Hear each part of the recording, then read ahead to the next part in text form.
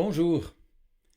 Dans l'évangile de Matthieu, Jésus nous est souvent présenté comme le nouveau Moïse. Dès lors, il n'est pas étonnant qu'il se retrouve souvent dans des controverses avec les pharisiens et les scribes. Or, c'est précisément dans ce contexte-là que se trouve le petit récit que je veux vous lire, l'histoire qui se trouve en Matthieu 21, les versets 28 à 32. Jésus donc raconta une parabole à ceux qui étaient là, et je la cite. « Que pensez-vous de ceci ?» demanda Jésus. Un homme avait 2 fils. Il s'adressa au premier et lui dit « Mon enfant, va travailler aujourd'hui dans ma vigne. » « Non, je ne veux pas, répondit-il. Mais plus tard, il changea d'idée et se rendit à la vigne. Le père adressa la même demande à l'autre fils. Celui-ci répondit « Oui, père, j'y vais. » Mais il n'y alla pas. Alors Jésus demanda à ses auditeurs « À votre avis, lequel des 2 a fait la volonté de son père ?» « Le premier, répondirent-ils. Jésus leur dit alors « Je vous le déclare, c'est la vérité, les collecteurs d'impôts et les prostituées vous précèdent dans le royaume de Dieu, car Jean-Baptiste est venu à vous en vous montrant le juste chemin, et vous ne l'avez pas cru. Mais les collecteurs d'impôts et les prostituées l'ont cru, et même après avoir vu cela, vous n'avez pas changé intérieurement pour croire en lui. » Fin de citation. Bien sûr, on est en droit de comprendre cette toute petite parabole comme la réponse à la question de savoir qui des scribes et des pharisiens d'une part, et des disciples de Jésus d'autre part, qui d'entre eux représente désormais correctement ce que Dieu veut pour nos vies. Évidemment, pour Matthieu et les siens, il n'y a aucun doute. Ce sont ceux et celles qui ont le courage de se mettre à la suite de Jésus, qui croient en lui, qui vivent de son pardon et de sa présence dans leur vie de tous les jours. Ce sont eux et elles qui représentent la meilleure compréhension du judaïsme. Ce sont eux que scribes et pharisiens pourtant méprisent et rejettent et qui accomplissent néanmoins ce à quoi Dieu nous appelle tous. Mais revenons à notre histoire, celle d'un père qui a 2 fils. Or, on le sait par le Nouveau Testament, une des spécificités de la jeune Église judéo-chrétienne, en particulier celle à qui s'adresse Matthieu, jeune Église née après la Pentecôte, c'est qu'elle reflétait aussi la prédication de Jean-Baptiste. Lui et Jésus n'avaient-ils en effet pas tous 2 affirmé la nécessité d'un changement radical pour montrer sa fidélité au projet du Dieu d'Israël? Il fallait donc que le peuple juif se repente, change radicalement pour se mettre à la suite du Messie et ainsi témoigner de sa fidélité au Dieu d'Israël et à son projet. Il est vrai que cette prédication de la repentance, de la métanoïa en grec, du changement d'orientation et de mentalité, il est vrai que cet appel n'était pas nouveau en soi, puisqu'il correspondait déjà au message des prophètes de l'Ancien Testament et aussi au récit des différentes tribulations d'Israël au désert pendant l'Exode. Ainsi, cette prédication se retrouve dans notre texte d'aujourd'hui dans un langage de remords, pourrions-nous dire. Car, vous l'avez entendu, on y apprend que le fils qui dit non est en quelque sorte pris de remords et accomplit finalement le travail demandé par son Père. Or, dans le contexte des controverses avec les pharisiens, cette petite histoire nous indique bien que ceux et celles qui accomplissent véritablement la volonté du Seigneur, ce ne sont pas ceux et celles qu'on identifie traditionnellement comme tels dans le judaïsme, scribes, pharisiens, juifs orthodoxes, que sais-je, mais plutôt celles et ceux qui se reconnaissent pécheurs devant Dieu et qui changent d'attitude, qui changent de vie et qui se mettent à la suite de Jean-Baptiste, puis de Jésus et de ses disciples. Et j'ajoute aussi que précisément, dans le contexte historique de la rédaction de l'évangile de Matthieu, cette petite histoire affirme aussi, bien sûr, la légitimité de cette jeune Église née au sein du judaïsme traditionnel, je l'ai dit. En quelque sorte, la leçon ici, c'est mieux vaut être celui qui se rend compte qu'il a commis une erreur et qui accomplit quand même le travail demandé que celui qui pense que de toute façon il a raison et n'a besoin de rien faire. Il est donc tout à fait clair ici que la communauté chrétienne rassemblée au nom de Jésus s'identifie avec le Fils qui commence par dire non, mais qui finalement fait la volonté du Père, manifestant ainsi son acquiescement par des actes. Peut-être, en ce qui vous concerne, avez-vous pensé à ce fils qui dit oui. Pourquoi? Peut-être simplement parce que de manière générale, vous n'aimez pas les conflits et qu'au contraire vous aimez faire plaisir. Vous avez dit oui sans rouspéter, sans râler, sans rancœur. Mais soyez honnête, il est peut-être aussi probable qu'ensuite vous ayez pris un peu de temps pour faire ce qui vous était demandé, par exemple quand vous étiez ado pour ranger votre chambre de bon cœur, ou faire immédiatement vos devoirs de retour de l'école. Dans un autre domaine, aujourd'hui, si je fais un rapprochement avec notre texte et l'actualité, je pense plutôt à ceux et celles dans notre société qui disent oui, d'accord, ok, ça marche, qui promettent et qui se trouvent pourtant ensuite incapables de se montrer fidèles à leurs promesses.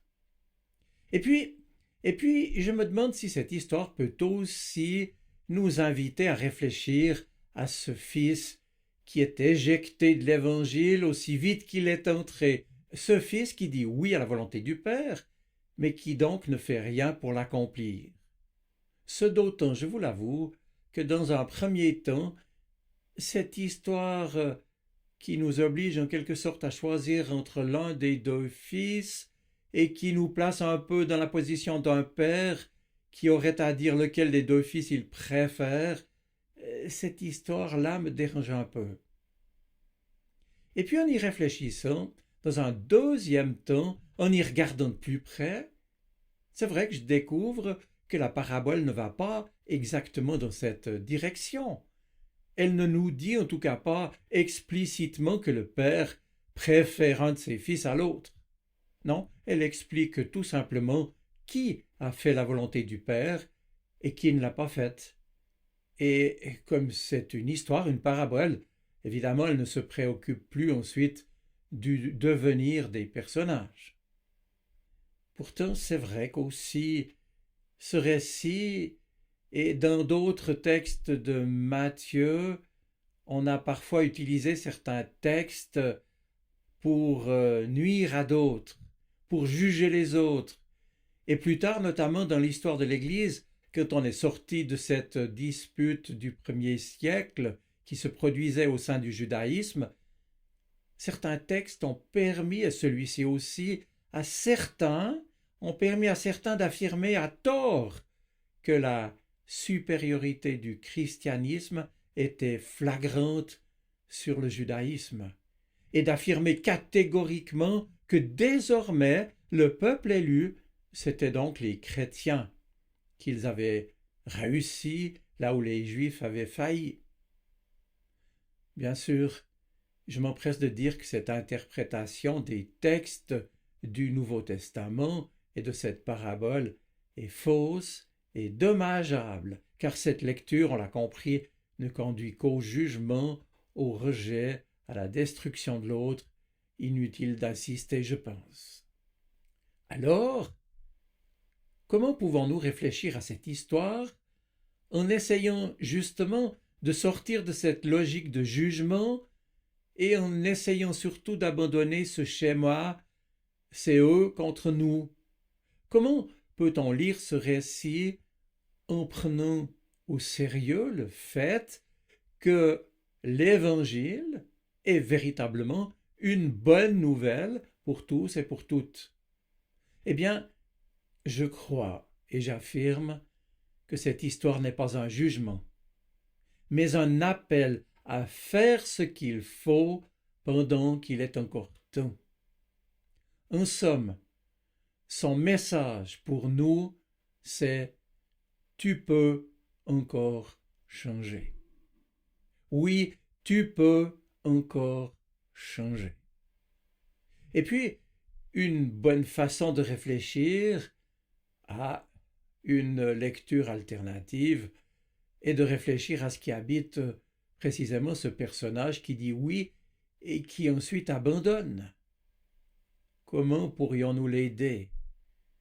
Et comment pourrions-nous aider ici certains de nos ados ou de nos jeunes qui ont tant de peine à changer, à dire oui, parce qu'ils n'ont pas envie de faire ou de faire ce qu'on leur suggère? Et je me dis simplement qu'en premier lieu, peut-être, faudrait-il leur permettre d'abord de dire non. Car voyez-vous, la repentance, le remords, ici dans notre histoire, viennent en premier lieu parce que justement l'un des fils a pu dire non. Alors il faudrait pouvoir aussi montrer à l'autre, à celui qui dit oui, que le conflit, que le fait de ne pas être d'accord, le fait même de résister, de râler, tout cela ne signifie pas forcément la fin d'une relation.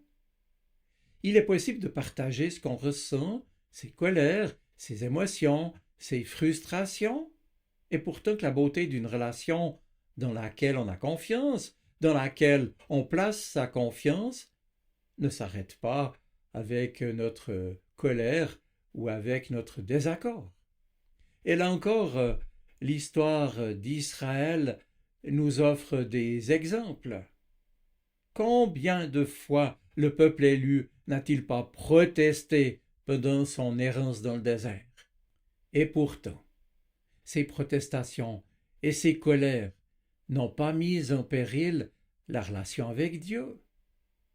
Et puis, il en va de même avec toutes les fois où le psalmiste dit son ras-le-bol, dit sa colère, dit son désespoir, dit son désaccord. Oui, pourquoi cela n'a-t-il pas détruit la relation avec Dieu? Pourquoi? Eh bien, parce que tout simplement le Dieu de la Bible est d'abord un Dieu de fidélité, un Dieu qui aime ses enfants. Il se montre fidèle à ce qu'il promet. Il s'engage dans une alliance qu'il ne va pas briser. Alors j'ai envie de vous dire, rappelons-nous que lorsque l'on place sa confiance en Dieu, on peut être certain que ni nos actions, ni nos refus, ni nos hésitations ne vont interrompre la relation avec Dieu. Pour chacun de nous, il y a toujours la possibilité de revenir auprès de notre Dieu. Il y a toujours possibilité pour chacun d'entre nous de revenir, de se retourner, de changer, car justement, tel est le sens premier de métanoïa, conversion, changement d'orientation et de mentalité. Il me faut aussi préciser ici que la bonne nouvelle n'est pas de valoriser un sentiment de satisfaction, de devoir accompli, parce que nous aurions d'abord râlé et puis finalement accepté de faire ce qu'on nous disait. Non, non. Non, la bonne nouvelle de cette histoire, et en plus de sa portée historique que j'ai évoquée, c'est qu'il y a un Dieu en qui on peut avoir tellement confiance qu'il y a des moments où on a même le droit de dire non. On a même le droit de protester. On peut refuser, on peut se mettre en colère. Et pourtant, la relation avec Dieu n'en est pas terminée pour autant. Non seulement notre Dieu est fidèle, mais notre Dieu a choisi d'avoir besoin de nous pour que soit révélée au monde la bonne nouvelle de son amour, la bonne nouvelle de Jésus-Christ, mort et ressuscité pour chacun d'entre nous. Mes amis, il n'y a pas d'autre chemin pour annoncer la bonne nouvelle de Jésus-Christ que celui qu'il a lui-même emprunté, le chemin de la sainteté. Ça veut dire en étant entièrement tourné vers le Seigneur, le chemin de l'humilité et de la douceur. Annoncer à chacun, avec les mots que l'Esprit nous soufflera, le projet d'amour inouï de notre Dieu. C'est aussi, vous l'avez compris, annoncer la bonne nouvelle à celui qui dit oui et qui a peur de décevoir et qui se trouve pourtant incapable de faire ce qu'il a dit qu'il ferait. Oui, la bonne nouvelle, c'est aussi qu'il peut dire non, et dans ce non, il trouvera peut-être justement la force de faire ce qui semblait impossible à faire. Parce que cette force ne vient pas du sens du devoir ou d'un sentiment de culpabilité, mais cette force est là parce que nous avons en face de nous un Dieu qui ne se décourage pas, un Dieu qui n'interrompt pas la relation avec nous, un Dieu qui attend, qui nous attend, qui est patient, bien plus patient qu'un parent humain d'ailleurs.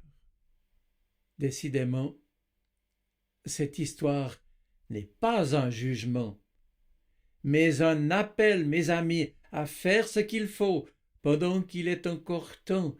Et la bonne nouvelle, je le répète, pour chacun d'entre nous, c'est tu peux encore changer. Je t'y aiderai. Je vous souhaite une bonne semaine. Soyez bénis. Amen.